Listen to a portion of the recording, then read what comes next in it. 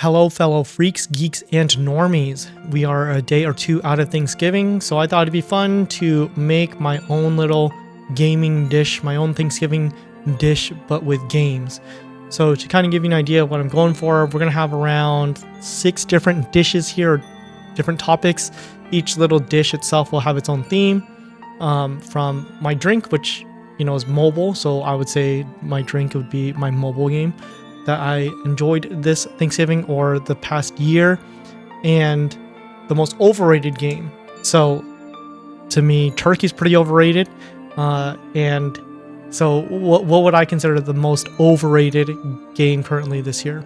The dishes that we'll be going over today: turkey, which again, overrated. Ham is the most underrated game because I think ham is pretty underrated as a dish. Mashed potatoes and gravy. To me, that's the dish I keep on going back to, so I would say that's my ongoing game, something I put too much time and effort into eating or consuming. Then we have the green bean casserole, which is the sleeper hit. You don't look at green beans and think, oh man, that looks awesome. Maybe some of you do, but I don't. But every time I eat the green bean casserole, it tastes awesome. So that is the sleeper hit this year.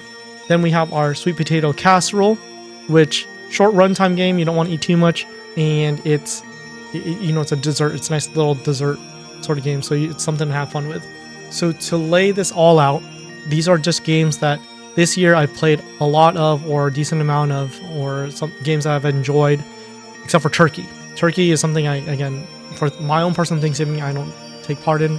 First off, I'm vegan, but even if I did, I don't really eat turkey.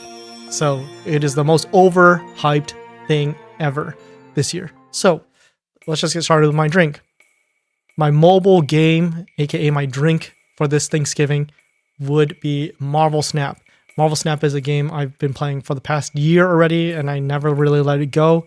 I kept up with it. Every battle pass I did buy, and I'm enjoying each moment of it. All of the upgrade paths for the cards are awesome. It's a nice little gameplay loop. It's not so much pay to win. If you play a lot, then you get the cards that you need, and every card isn't something that you absolutely need to get your hands on. I'm sure that there's a lot of players out there who aren't even in their series 4 or 5 cards yet, and they've been playing for 6-7 months already. It's still viable to get all these different cards and build decks and still win. Now, you might not be winning the conquest mode, but you'll still be having fun making progress for your battle pass, getting the credits to get your next unlock for your card, and next variant, all those different things. And they give you free gold if you just keep on playing. So for me, it's a really well-balanced microtransaction or free-to-play sort of effort on their part. So for me, Marvel Snap is that drink that I'm just going to be going back to over and over. Next up, we have the sweet potato casserole. This is a game that has a more or less short runtime, something that I just had fun with, that I'm not going to spend too much time in, but it was fun while it lasted, just like a dessert. This game for me is actually Robo-Dunk. If you haven't heard of this game, I'm not surprised. Not many people have. It's something that I actually played during the Next Fest earlier this year, and it is essentially NBA Jam, but without the announcer, which kind of takes out like 30% of the flair of the game. But gameplay wise, it's super fun. I've been playing it with one of my friends, and we have a blast playing it. It's super fun. A lot of different robots to kind of control, and each little robot has their own special abilities and pros and cons to them. There's definitely, I feel like there's definitely some sort of meta in the game, but not that it matters. It's very casual. It's just fun. It's just fun to dunk on robots and making sick-ass dunks. Yeah, I don't know. The game's awesome. So if you haven't checked out Robo-Dunk, I would suggest you do so right now. Even if it's just a demo, it's an awesome game, awesome demo. And then we get into our green bean casserole. This is the sleeper hit for me this year. Something I didn't expect to really enjoy. I looked at it and said, that looks fun, but maybe it won't hit as hard. But the game that I started and I absolutely fell in love with is Hi-Fi Rush. So Hi-Fi Rush it came out, I believe, in like February. I played it during my 48-hour game-a-thon in February this year, which is coming up in 2-3 months now. So be on the lookout for that. But otherwise, Hi-Fi Rush was a perfect balance of a beat 'em up sort of game, but with a little twist, which is you have to attack on the beat. As a musician myself, it was very fun to kind of challenge myself to get really accurate. I did play on the more difficult settings, so I believe that like tightens the window. I haven't gone back to 100% it, but I believe that's something I'm going to be doing next month. So if you want to join me on that journey, I will be streaming it on Twitch next month. But yeah, Hi-Fi Rush, super awesome soundtrack, has some Nine Inch Nails, has some Prodigy, has some other bands that, you know, just really get you into the game. And there's a lot of nice little Easter eggs or cameos or homages to during the game that I think any sort of person who's in nerd culture could really appreciate. So that's why Hi-Fi Rush gets my green bean casserole vote this year. So then we move on to mashed potatoes and gravy, which is one of my favorite dishes. Something that is probably pretty unhealthy for me to eat a lot of, but it's something I always go back to because I freaking love mashed potatoes and gravy, even though, again, it's not the most healthy thing. So this, to me, is like the ongoing game. This is the ongoing game that maybe I put too much time into and more money into. And that game for me is Overwatch 2. Yes, you heard it here. I'm an Overwatch 2 simp. I've spent money on every battle pass and then some. I've watched Overwatch League and the demise of Overwatch League. I'm still all for Overwatch 2. I'm a big fan of 5v5. I hated 6v6. Or not hated, I tolerated it.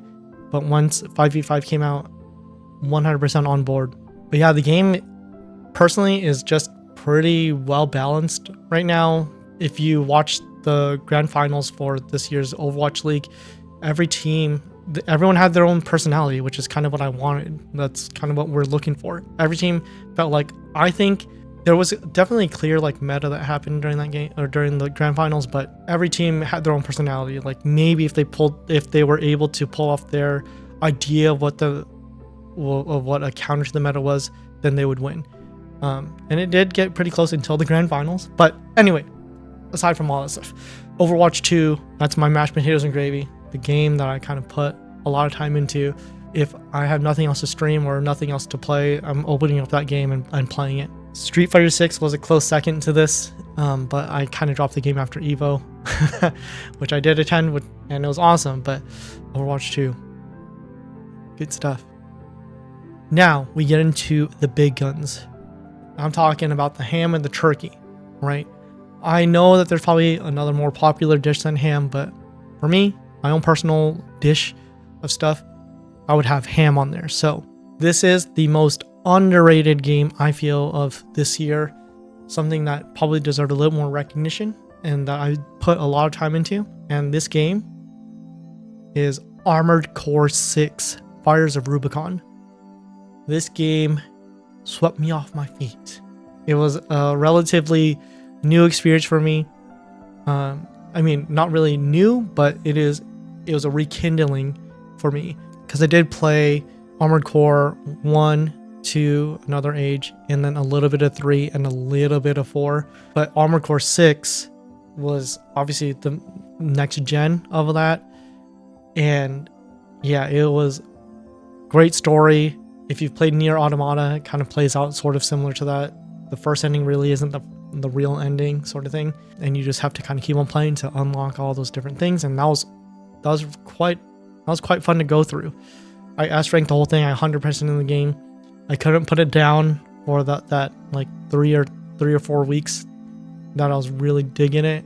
The other game that would have been my ham of choice in this case would have been Lies of P, another game that I completed and put a lot of time into. But it was Lies of P, even though it's an awesome game, it's a game that I had experienced and still kind of go back to in Bloodborne here and there. So I don't really have a mech game. I don't really have the Armored Core game that I can go back to over and over. Now it's just Armored Core, right? Now it's just Armored Core 6. That's what I'm going to go back to. That's my most underrated game. I don't think it gets enough appreciation. So if you haven't played Armored Core 6, you have to do it. Now we go on to not so hotly contested, overrated game. This is the turkey the most overrated dish in the entire history of dishes to eat. And to me, this year comes to no surprise that Starfield is this year's turkey. It is very, very overrated. It is now sitting at around less than 50% positive reviews on Steam for the more recently played ones. I think currently for all-time reviews, it's around like the 60-70%. You know, I know jank when I see it. All right, it's a nice way to put it. Now, I mean, I'm sure it's a fine game. I'm sure people obviously will have fun with it, but yeah, the Bethesda charm, I wasn't really set for the thing in space. Fallout 4 didn't really grab me as much, and Fallout 3 was probably like the last time I actually had fun in a Bethesda sort of open world RPG sort of game. So I didn't expect myself to even like Starfield. Seeing the mixed reviews of it kind of confirmed that. I think if I played it, I would have fun, but then I would always be thinking in the back of my head, why am I wasting my time with this when I could be playing something else? And that's kind of why I never really touched it. Why would I eat turkey when I could eat ham? Why would I eat turkey when I could have mashed potatoes and gravy? Why would I eat turkey when I can play when I can eat my green bean casserole? Like, it doesn't taste good. You have to do so much work to make it fun or make it a good dish. So for all those things, Starfield makes it to my most overrated game this year. All right, that kind of does it for this video. I know it's kind of an odd one, a little bit unique, I guess, but I hope you had fun. I hope you had fun with this video. I would definitely like to hear your thoughts of what dish you would make for your Thanksgiving dinner. So again, mine was Marvel Snap for my drink. My sweet potato casserole, my dessert was Robo Dunk. My sleeper hit, my green bean casserole was Hi-Fi Rush. My mashed potatoes and gravy, or my ongoing game, was Overwatch 2. The most underrated game I played this year was Armored Core 6, which was my ham. And then Turkey, an overrated game that I really didn't even want to try, but it's definitely going to be there and exist, was Starfield. So if you like the content, please feel free to like and subscribe. Leave a comment with what your Thanksgiving dish would be, your Thanksgiving gaming dish would be. And if you want to catch me live, I do stream on Twitch Thursdays through Saturdays and on Mondays, all in the evening time. And if you had fun with this video, again, like, subscribe. But until then, I'll see you all in the next one.